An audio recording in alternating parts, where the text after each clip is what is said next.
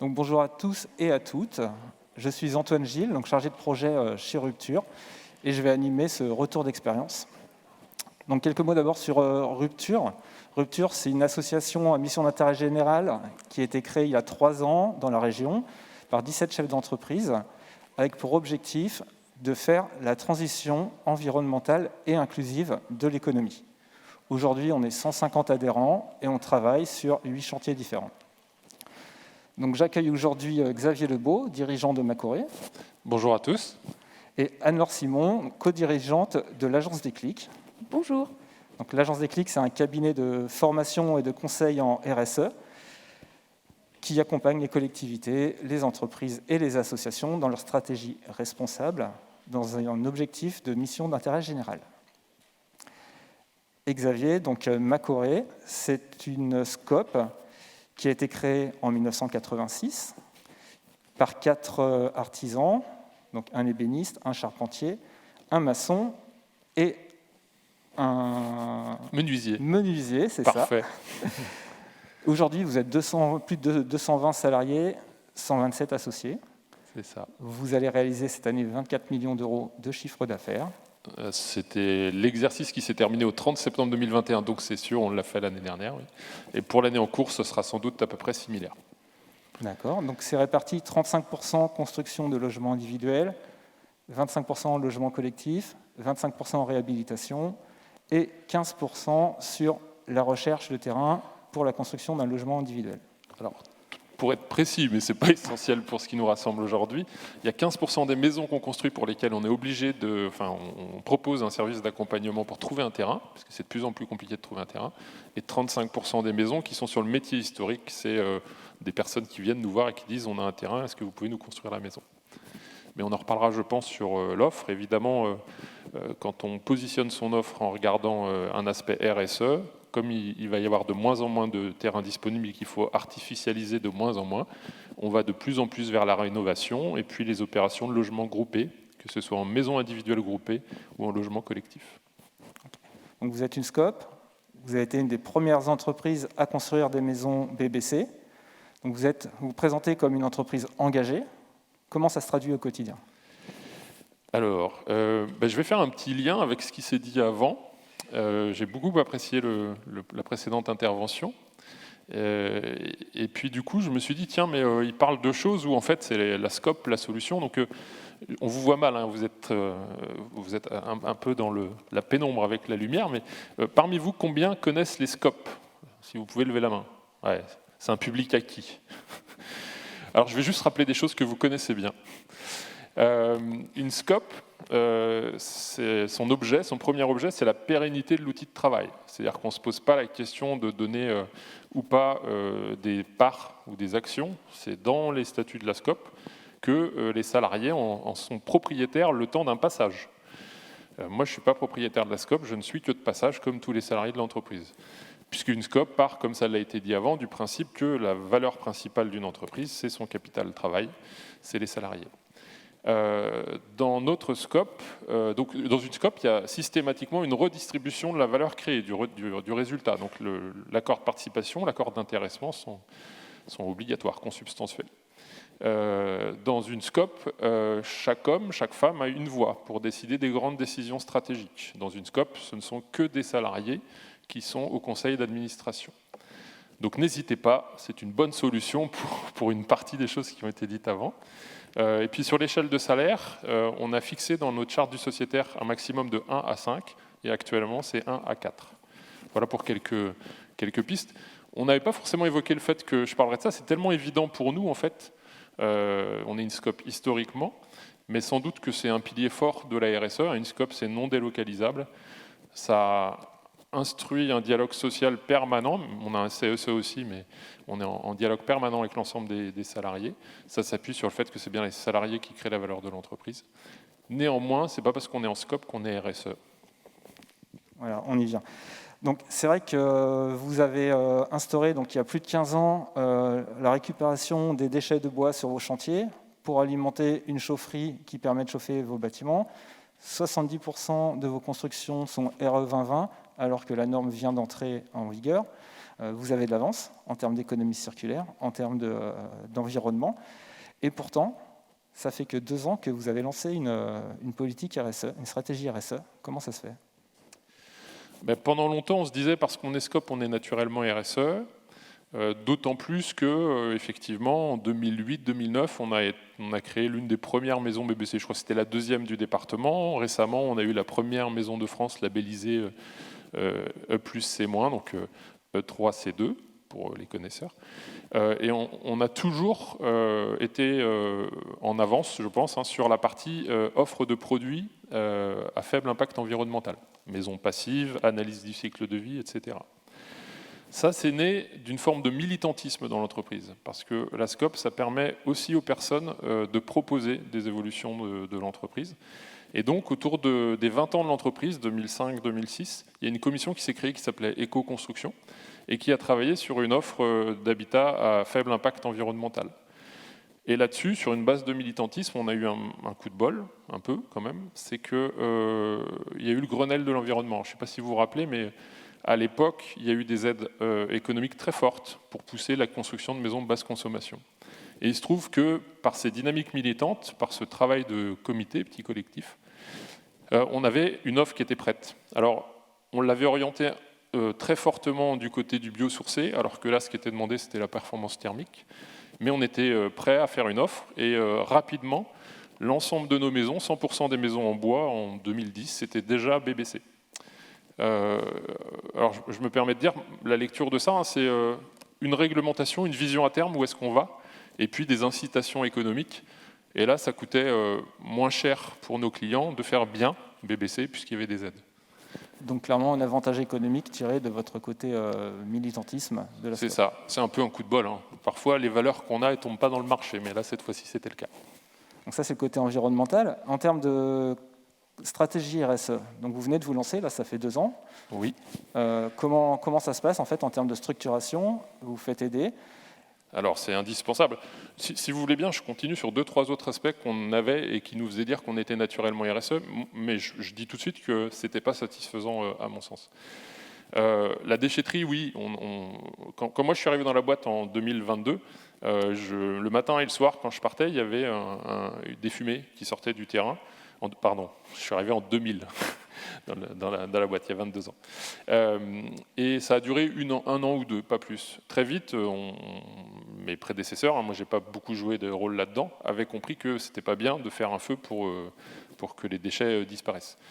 Et très rapidement, on s'est donc équipé d'une déchetterie, mais sans plus d'objets que de se dire, tiens, ce serait bien de ramener tous les déchets du chantier et puis de les trier et de les valoriser. Donc, comme vous le disiez, ça fait une quinzaine d'années. Derrière, il n'y avait pas de démarche spécifiquement RSE. Depuis très longtemps aussi, depuis au moins 15 ans, on travaille avec des structures d'insertion par l'activité économique. D'ailleurs, le premier rapprochement, c'était autour du projet des écosolides, la construction des écosolides.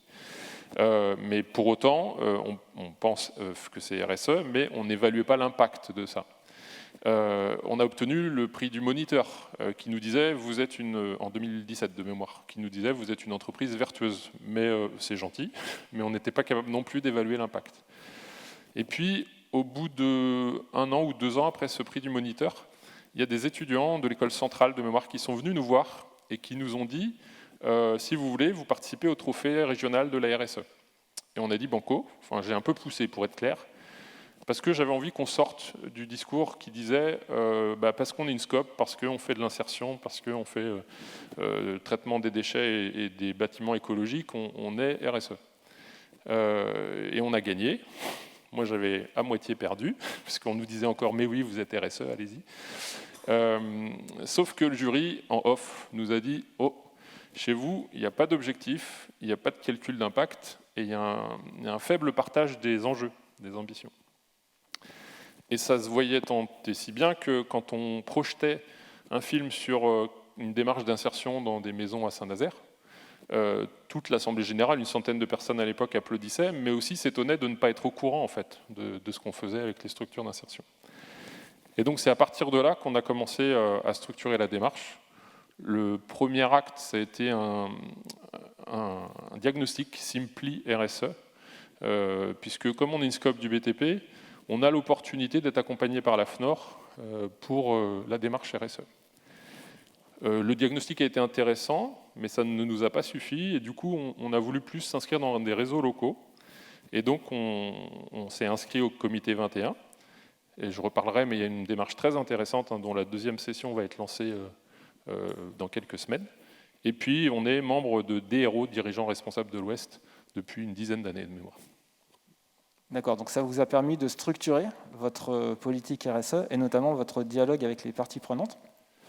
Oui, d'abord c'est une prise... aussi. En termes de gouvernance aussi, vous avez revu des choses? Alors en termes de gouvernance, le diagnostic Simply RSE nous a fait prendre conscience qu'on privilégiait trop les sociétaires dans une scope. Chez nous, le sociétariat est sur la base du volontariat. Et du coup, on pourrait avoir tendance à laisser de côté les salariés sur certaines informations, certains dialogues. Ça, c'était dès le diagnostic Simply RSE. Pour les autres parties prenantes, oui, ça nous a fait prendre conscience du fait qu'on a un dialogue avec nos fournisseurs, nos sous-traitants, mais il n'est pas assez approfondi, pas assez partagé dans l'entreprise, et on ne décide pas assez ensemble de là où on veut aller, quel axe on se donne là-dessus. Par contre, à l'inverse, on a depuis très très longtemps, une quinzaine d'années au moins, un dialogue systématique avec nos clients. Et on a 94%, je crois, de taux de recommandation. Donc voilà, il y a des angles, des aspects où on doit s'améliorer, et d'autres aspects où c'est déjà bien établi. Et la structuration de la démarche, l'accompagnement, pour le coup, avec le comité 21, nous permet d'envisager un dialogue avec les parties prenantes structuré. Donc concrètement, comment vous avez fait pour structurer ce dialogue avec notamment vos fournisseurs? Alors ça va passer dans l'année qui vient par la rédaction d'une charte d'achat responsable et un accompagnement, puisque dans les accompagnements, il y a aussi les écoles qui se mobilisent. Donc ça fait 2 ans, ça sera la 3e année cette année qu'on travaille avec Audencia. Et cette année, l'un des 2 sujets d'Audencia, c'est nous accompagner dans la structuration du dialogue avec les parties prenantes. Ok, donc sur le volet social également, donc je sais que vous avez beaucoup d'apprentis chez vous, c'est quasiment 10% de votre effectif. C'est un peu plus même. Un peu plus. 28 apprentis pour 226 salariés. Donc vous travaillez beaucoup avec les CFA, avec les associations locales. Oui. Et concrètement, donc il y a un lien transgénérationnel. C'est un objectif pour vous ou c'est une opportunité en termes de recrutement? Là encore, c'est dans les valeurs de l'entreprise. Et donc c'est historique. Ça en a fait une force aussi. C'est une entreprise, les principes de base, c'était vivre et travailler au pays, vous l'avez dit, mais des ouvriers. Scope, à l'origine, c'est Société coopérative ouvrière de production, qui s'associent pour devenir leur propre patron. Et donc, je relisais un livre qu'on est en train d'écrire sur l'entreprise hier, je ne me rendais pas compte que les collègues avaient quand même mis 8-9 ans à prendre des apprentis, parce que ce n'est pas si simple en fait quand on est en pleine création. Mais depuis cette date-là, on a toujours eu beaucoup d'apprentis et mis en avant beaucoup l'apprentissage, ce qui fait que sans trop se poser de questions, on en garde une large majorité, ça a nourri, ça a permis d'accompagner le développement de l'entreprise. Sauf qu'il se trouve que, on a aussi continué d'accueillir des apprentis après la crise des subprimes. En 2008, de 2008 à 2015, le nombre d'apprentis du bâtiment a été divisé par 2. Ce qui fait qu'aujourd'hui, on a une pénurie de main-d'œuvre. À l'époque, nous, on n'a pas du tout baissé le nombre d'apprentis qu'on accueillait. Néanmoins, on a les mêmes problèmes d'attractivité et de recrutement que les autres entreprises. D'abord parce que c'est un marché. Quand il n'y a pas beaucoup de personnes sur le marché, c'est compliqué.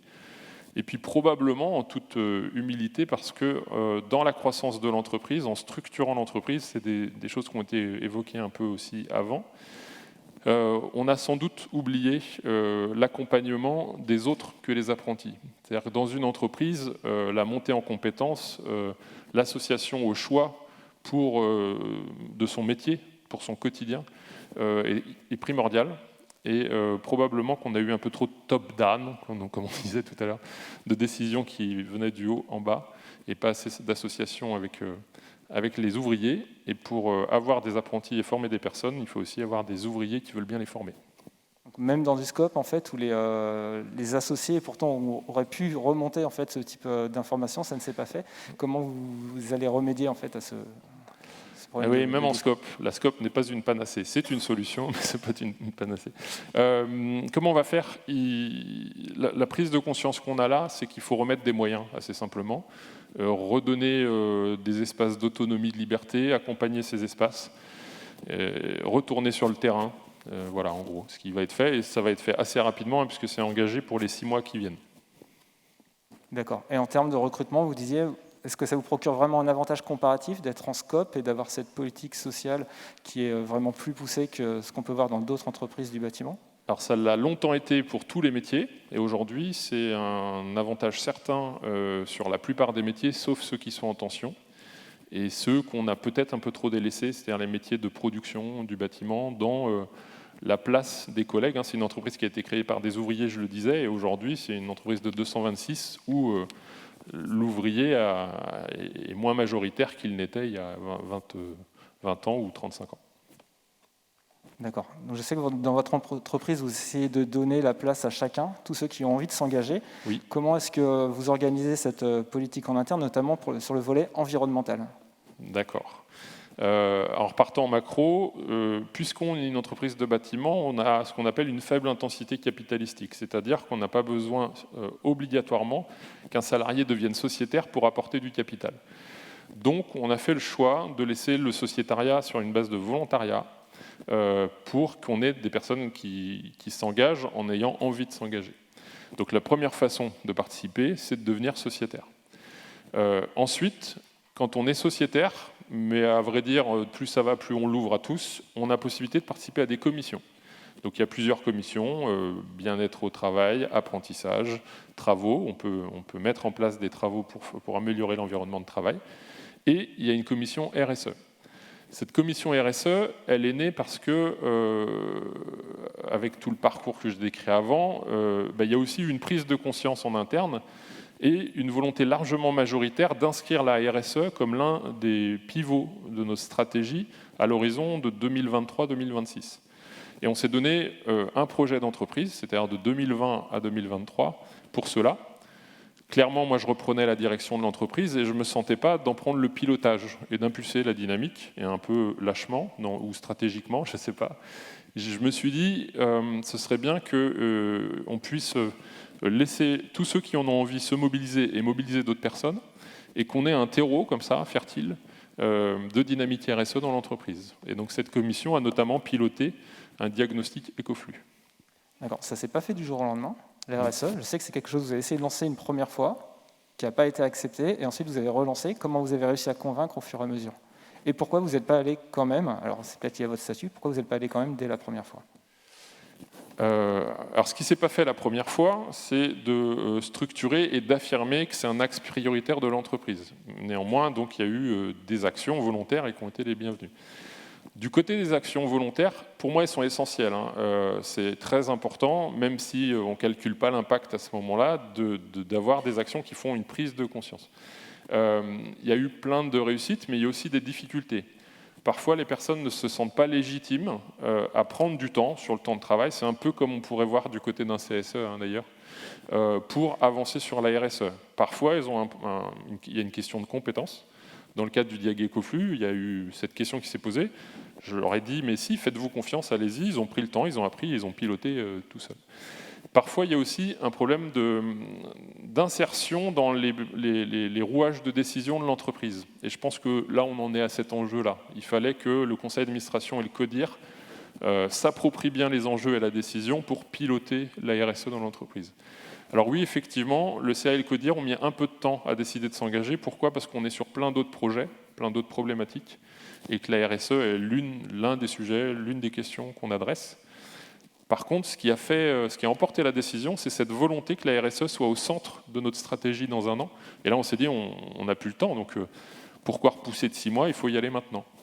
Et un des premiers actes majeurs, c'est de s'engager avec le comité 21 dans une dynamique collective de bilan carbone global de l'entreprise.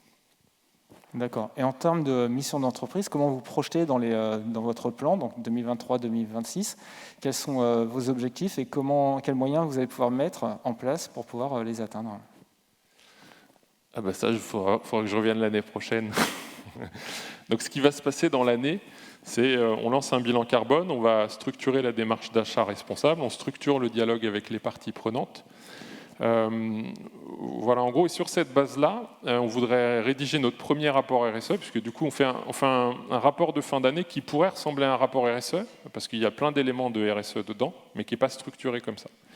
Et donc l'année prochaine, l'objectif, c'est que ce soit un rapport RSE.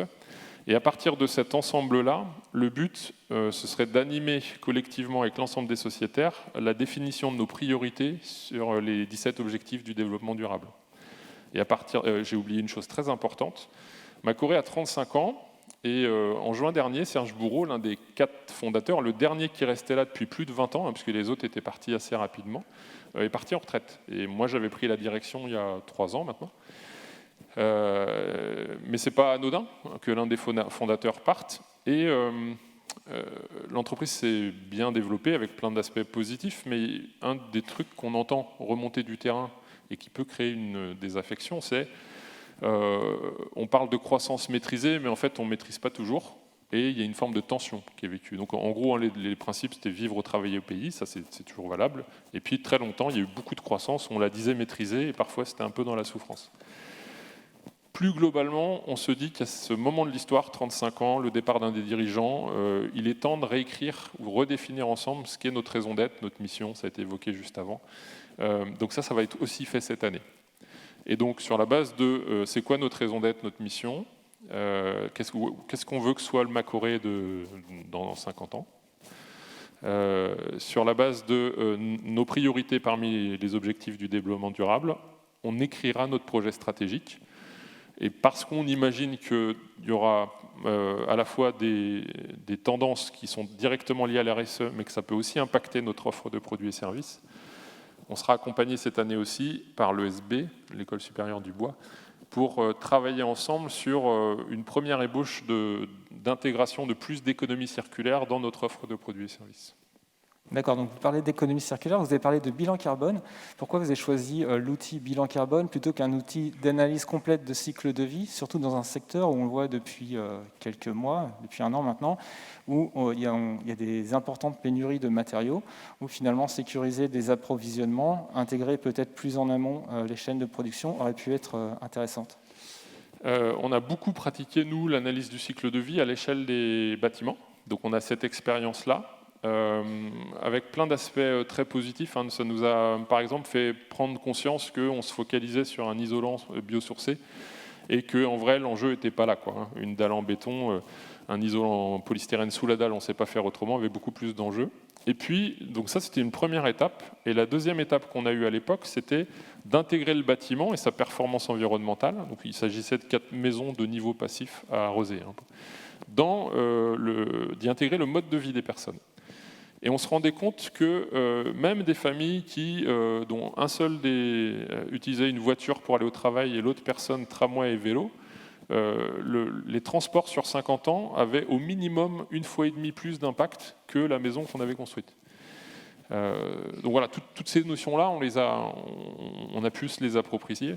Pourquoi le bilan carbone ? Parce que du coup, il nous semble que pour aborder quelque chose de plus vaste, plus global, dans une entreprise où il y a des grands enjeux sur les allers-retours chantiers, c'est bien de s'inscrire dans une dynamique collective avec des outils simples de communication et qu'on les a trouvés, ces 2 choses, au travers du comité 21 avec Tuvalu.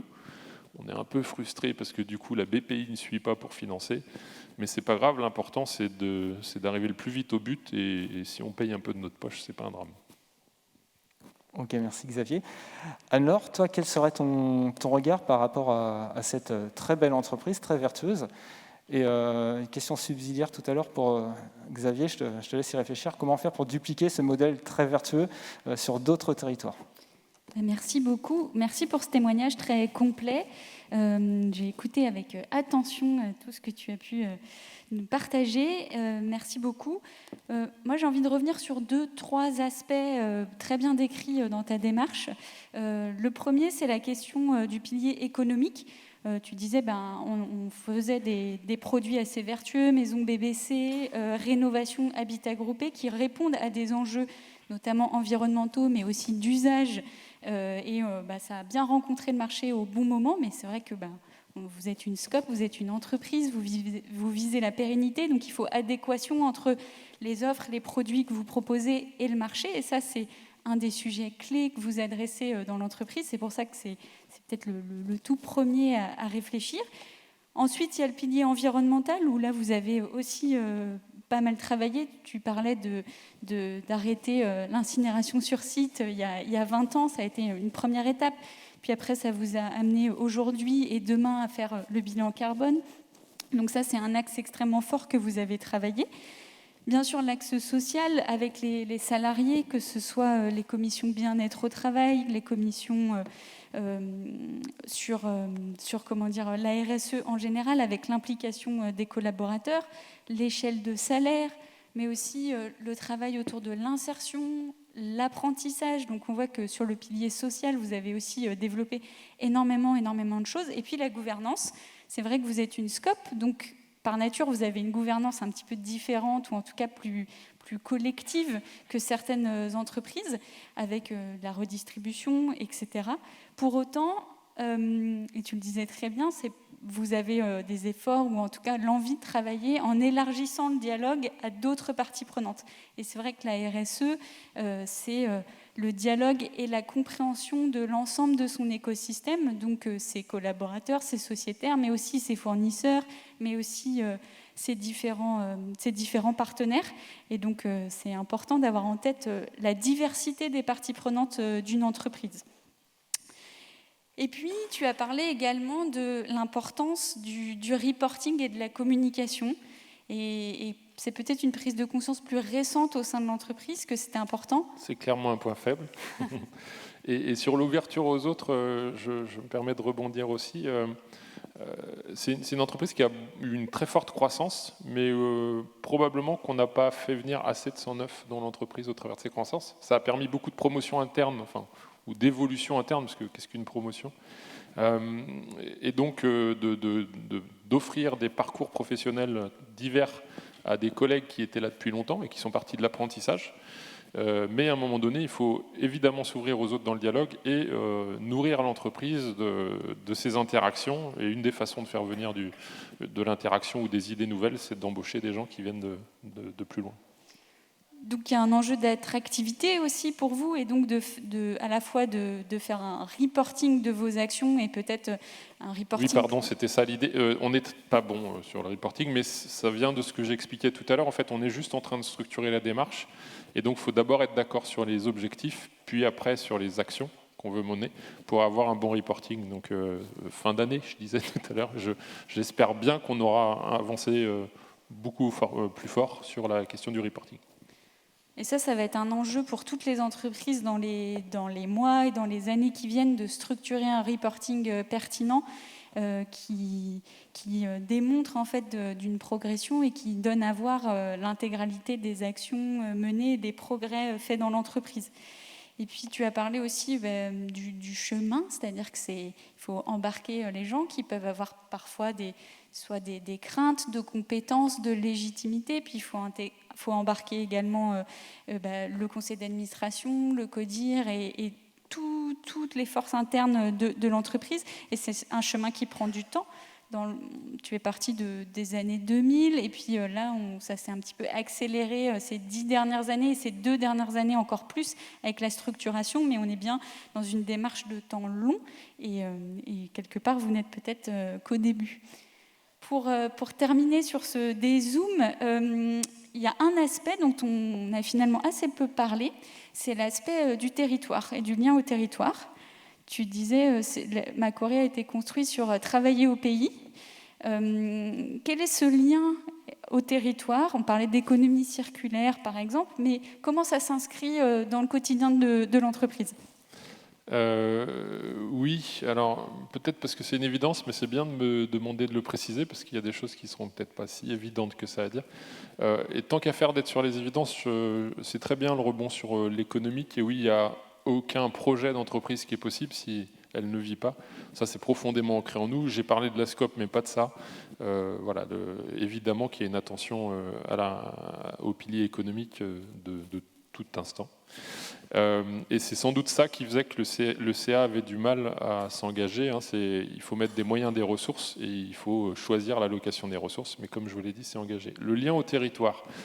On est inscrit dans plusieurs réseaux, donc je les ai évoqués, mais Scope du BTP, FFB, DRO, dirigeant responsable de l'Ouest, Novabuild par les Scopes du BTP, Atlambois, Comité 21. Donc ça, c'est un des liens avec le territoire. On a un lien fort avec les collectivités avec lesquelles on travaille. Alors, je n'ai pas parlé d'autres projets qu'on a, mais Igloo, insertion globale par le logement et l'emploi. Donc ça, on travaille avec Nantes Métropole et puis Nantes Métropole Habitat sur ce sujet-là. ACOPA, Habitat Coopératif pour Personnes Âgées, c'est une SIC qu'on a créée avec ADT 44 et la SCOP Titi Service, Titi Floris. Et donc là aussi, on est en lien avec le territoire fort, on est en lien avec les écoles qui forment nos apprentis. Donc voilà, en gros, c'est les collectivités, les différents réseaux de professionnels, et puis les écoles. Et puis on est non délocalisable, donc de toute façon, on a plutôt intérêt à discuter avec les voisins, parce qu'on restera là. Un autre ancrage fort du territoire, il est écrit dans notre charte, c'est qu'on ne veut pas travailler à plus d'1 heure de route de l'entreprise. Donc à la base, c'est un sujet de confort au travail et d'efficience. Quand on est dans le camion, on ne produit pas de maison ou d'extension. Mais évidemment, vous comprenez qu'il y a un impact environnemental. Plus les trajets sont courts, moins on pollue. Ainsi qu'un impact économique. Oui. Donc, je vais reformuler la question que j'avais tout à l'heure. Donc, on voit cet ancrage fort en fait, sur le territoire, donc, qui est important sur toute la zone à 1 heure donc, autour du Pays de Ré. Et comment vous faites? Donc, vous avez un modèle qui est quand même très vertueux. Comment vous faites pour dupliquer ce modèle, le proposer sur d'autres territoires afin d'accélérer en fait, toute cette transition environnementale et sociale qu'on essaye d'implémenter un peu partout? En s'impliquant un peu, en étant là ce matin par exemple. Tout à l'heure, un autre point sur lequel j'ai failli rebondir, c'était le lien entre scope et environnement. Enfin, il semblerait qu'au prochain congrès national des scopes de Rennes, il y ait une des directions qui soit prise par le congrès, qui est de stimuler, solliciter le bilan carbone pour les scopes. En fait, la partie environnementale dans les scopes est laissée à la latitude de la scope, et donc assez souvent oubliée collectivement. Il y a plein de scopes très vertueuses dans ce domaine-là. Et donc le remettre dans nos piliers, je pense que c'est important, et j'ai pas mal œuvré pour que ça en fasse partie, en relançant les directions nationales, notamment assez récemment.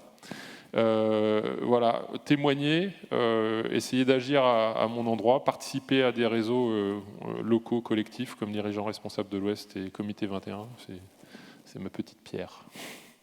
Merci. Alors j'ai une première question du public, c'est est-ce que vous auriez des exemples d'économie circulaire, au-delà de celui que j'ai pu citer tout à l'heure, que vous mettez en place chez Macoré? Non, un seul, emblématique, mais c'est qu'on ne se chauffe qu'avec des chutes de bois. Donc on a l'ensemble de nos bâtiments est chauffé par du bois. C'est des bois, alors pas trop de construction neuve, parce qu'on a la chance d'économiser aussi la matière première. Et donc par exemple, si on fait une maison de 140 mètres carrés, de mémoire, on est à moins de 2 ou 3 mètres de chute de bois pour la partie des murs. C'est plus des palettes, de la déconstruction, d'emballage, etc. On stocke toute l'année, et puis 2 fois par an, on fait venir un broyeur pour... Voilà. Et à part ça, ça ne me vient pas, mais c'est probablement parce que je n'ai pas assez travaillé le sujet, et pareil, l'année prochaine, après le travail avec l'ESB, je pourrais mieux vous répondre. Peut-être un peu de réemploi de déchets issus de la déconstruction pour en faire des ressources? Alors oui, merci. A priori, j'ai eu les chiffres que hier et pas en détail, mais cette année, on a une partie retraitement des déchets qui a augmenté. Alors c'est lié sans doute aussi à l'augmentation qui est vertueuse de la taxe sur les enfouissements. Mais dès qu'on se met à un peu moins bien trier, on trie 8 flux de mémoire, il y a moins de retours. Donc oui, ici, on trie nos déchets, une partie des déchets est recyclée, réemployée, je ne crois pas. Peut-être quelques menuiseries qu'on transfère chez Articonex en local. Ok. Donc j'ai une deuxième question de la part du public. Est-ce que vous êtes de plus en plus amené à faire de l'habitat participatif? Je pense que c'est aussi lié à votre statut. Alors on en fait autant qu'on peut. C'est pas simple. Oui, on a mis en place une offre dans le cadre... alors j'ai l'impression que la dynamique est moins vive sur Nantes Métropole, Mais sur la précédente mandature, il y avait eu 20 terrains qui avaient été identifiés et on a participé à la dynamique sur plusieurs d'entre eux, en apportant une proposition de support à l'autopromotion. Donc c'est un peu contradictoire, c'est-à-dire que nous on est promoteurs aussi, on apporte toute la connaissance et les outils et les finances de la promotion, mais pour favoriser au maximum l'autopromotion du groupe. Voilà. Et la contrepartie pour nous, c'est de construire le projet. Et donc on a un projet qui fait l'objet d'un recours actuellement sur Nantes Métropole, on en a un qui est en cours de construction à Orvaux, on a un projet en cours à Saint-Nazaire en habitat participatif. Et puis à COPA, habitat pour personnes, coopératif pour personnes âgées, c'est une autre forme d'habitat inclusif et participatif. Donc il y a un projet au Petit Chantilly qui est en cours de construction et il y a un futur projet à Saint-Herblain, au Fouloir. Est-ce que cette expérience peut permettre d'aider les projets d'habitat participatif à obtenir des prêts, des choses comme ça auprès des banques qui ne sont pas forcément habituées à ce type de... Oui. Alors, je n'ai pas beaucoup mis en avant deux choses. On ne pouvait pas être 226 sur la scène, mais tout ce que je vous dis, je ne le fais évidemment pas tout seul. Et on ne peut pas être avec tous nos partenaires sur la scène, mais on a différents partenariats, dont l'éco-habitant sur l'habitat participatif. Et oui, si vous avez des projets, on a plein d'outils et plein de solutions pour faire avancer des beaux projets d'habitat participatif. Ok, merci. J'ai une troisième question qu'on a déjà un petit peu abordée. Vous allez peut-être pouvoir compléter sur est-ce que vous pensez que votre engagement, vos différents engagements sont un facteur d'attractivité pour Macoré, également pour le territoire sur lequel vous êtes? Pour le territoire, oui, on nous en témoigne assez fréquemment. Voilà, il y a des collectivités qui apprécient ce qu'on est, ce qu'on fait, la façon dont on le fait, et donc avec qui on travaille. Puis je pense qu'elles apprécient aussi les solutions qu'on apporte. Et donc on travaille bien et facilement avec ces collectivités-là. Pour l'attractivité, pour les ressources humaines, si j'ai bien compris, oui et non. Enfin, c'est une évidence que c'est plus attractif, mais commençons par nous occuper bien de chacune des personnes, ce qui fait partie de la RSE, mais focalisons-nous là-dessus. Voilà, donc la RSE ne suffirait pas, mais elle est un pilier de plus pour être attractif. Ou alors, focalisons-nous sur la qualité de vie au travail dans la RSE. En termes de pyramide des âges et de gestion préventive des emplois, compétences, etc., comment vous vous situez par rapport au reste du marché ? Je connais mal le marché sur ce sujet-là. La pyramide des âges, c'est quelque chose qu'on regarde fortement. Elle a tendance à vieillir un peu. Clairement, on a un gros enjeu RH. C'est quelque chose que je commence à travailler depuis 1 an à peu près. Donc la gestion prévisionnelle des emplois et compétences est en train de se structurer aussi chez nous, avec différents moyens. On a des outils d'anticipation. Pour être clair, pour passer le cap, on sait qu'on a besoin d'avoir recours à plus de sous-traitance qu'habituellement. Donc jusqu'à présent, c'était autour de 13-15%. Là, pendant quelques années, on va sans doute être entre 15 et 20% de sous-traitance, parce que ce qu'on n'a pas su faire pour développer les compétences en interne, pour pourtant un chiffre d'affaires qui est stable, on va devoir se donner le temps de le faire sur 3, 4, 5 ans. D'être attractif, de former les gens, de les faire monter en compétences aux endroits où c'est nécessaire pour continuer d'apporter la meilleure offre. Merci. Alors j'ai une dernière question, avant-dernière, j'en ai une autre plus personnelle après. Par rapport à votre RSE qui est en pointe, est-ce qu'elle vous apporte vraiment un avantage compétitif? Comment vous pouvez le mesurer dans l'optique de pouvoir le dupliquer auprès d'entreprises, de personnes qui sont là, qui ont envie de convaincre leur direction d'aller plus loin dans leur démarche RSE? C'est quoi les arguments qui marchent? Je ne sais pas. Non, en vrai, on ne le fait pas pour ça. Moi, je suis convaincu que c'est essentiel que la RSE soit un pilier stratégique de l'entreprise parce que le monde va dans ce sens-là. Et je préfère être en avance pour des questions de valeur, pas pour des questions de peur ou de pure stratégie, quoi. Probablement qu'on a des clients qui nous choisissent aussi pour ça, mais clairement, donc je vous le disais, on fait un questionnaire de satisfaction systématique. Dedans, il y a pourquoi vous nous avez choisi. La RSE, je ne crois pas qu'on pose la question, mais même Scope, c'était premier pour une 20-30% il y a quelques temps. Aujourd'hui, c'est parce qu'on est une Scope, c'est 5%, 10%. Ce qui compte, c'est l'offre de produits et services, c'est le rapport qualité-prix aujourd'hui. Donc, alors nous, on travaille que, j'allais dire, je le dis, B2C, que avec des particuliers. Donc il y a sans doute plein de particuliers qui sont sensibles à ce qu'on fait, mais ils ne nous disent pas c'est parce que vous êtes RSE qu'on vous a choisi. C'est une globalité.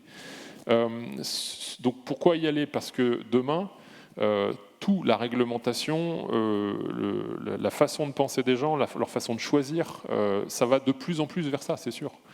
Donc de toute façon, on a tous intérêt à s'approprier les enjeux de la RSE, des 5 piliers notamment, à calculer nos impacts, à évaluer nos impacts, à se donner des indicateurs et des objectifs, et puis à pouvoir piloter la stratégie de l'entreprise à partir de qu'est-ce qu'on fait à la planète, au monde, aux gens qui nous entourent. Et encore une question du public. Donc, est-ce que le fait d'être une scope et d'avoir une démarche RSE poussée comme ça vous a permis de sortir plus vite de la crise Covid qu'on vient de vivre? En tout cas, on a pas mal vécu la crise. Voilà, c'était un très gros choc comme pour tout le monde. On a fermé la boîte 5 semaines. Voilà, moi, j'ai pris conscience assez tardivement.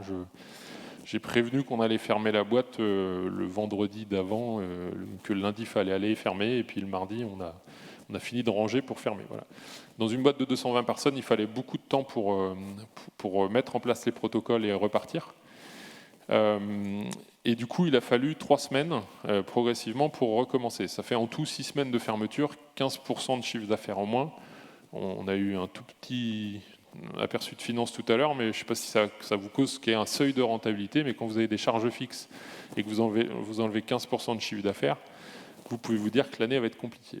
Il se trouve qu'on a réussi malgré tout à faire un résultat positif l'année dernière, qui était en dessous de ce qui déclenche l'accord d'intéressement, c'est 4% de résultat chez nous, et on a choisi de faire une prime MACO, on l'a appelé comme ça, la prime MACO, de 1 000 € par personne, et de dégrader encore notre résultat parce qu'on voulait redistribuer après l'effort fourni. On a néanmoins fait 2,5 de résultats l'année dernière, voilà, et cette année, tout fonctionne bien, dans un climat qui reste tendu sur la hausse des matériaux, et ça, dans le dialogue avec les parties prenantes amont et aval, c'est compliqué. Voilà, mais oui, tout va bien. Je suis à peu près sûr que d'être une scope a aidé.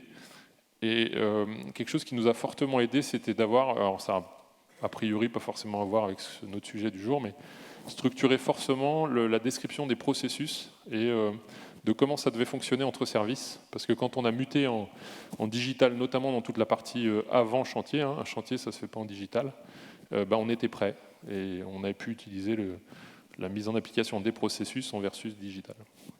Vous êtes un secteur qui est quand même pas mal bouleversé en ce moment avec notamment la crise des matériaux, à l'avenir aussi avec notamment l'impact des changements climatiques et surtout de l'adaptation aux changements climatiques. Est-ce que c'est des choses que vos clients abordent ou est-ce que c'est vous qui allez leur proposer ces sujets-là? Nous, on l'aborde toujours, on nous fait signe qu'il va falloir s'arrêter. Nous, on l'aborde toujours et on a des clients qui sont plus ou moins sensibles. Voilà, je ne vais pas faire de trop grandes catégories, mais un tout petit bout quand même. Ceux qui nous demandent des constructions en bois sont très sensibles à ces sujets-là. Ce n'est pas le cas de tous ceux qui nous demandent des constructions maçonnées, mais une majorité est sensible aussi. D'accord. Et enfin, une dernière question. Il nous reste quelques minutes. Est-ce que vous avez l'impression que l'ensemble du secteur du bâtiment dans lequel vous évoluez va également dans la même direction que vous, ou vous êtes l'exception qui va confirmer une règle ? J'aimerais pas l'idée d'être une exception. Enfin, pas plus que vous, par exemple. Non, ouais, heureusement, et alors faut être dans les réseaux pour ça, mais heureusement, les scopes du BTP s'y intéressent depuis très longtemps. Récemment, Charles-Henri Monteau, le président national des scopes du BTP, a fixé comme objectif que 20% des scopes soient labellisés AFNOR dans 4 ans. La FFB est très active aussi sur ce sujet-là. Il y a un réseau de scopes, d'entreprises du bâtiment RSE dans le vignoble. Voilà. Les dynamiques sont à des niveaux différents, mais oui, tout le monde commence à sentir qu'il faut s'y intéresser. Et c'est plutôt une bonne nouvelle. Merci Xavier, merci Anne-Laure. Merci à toi.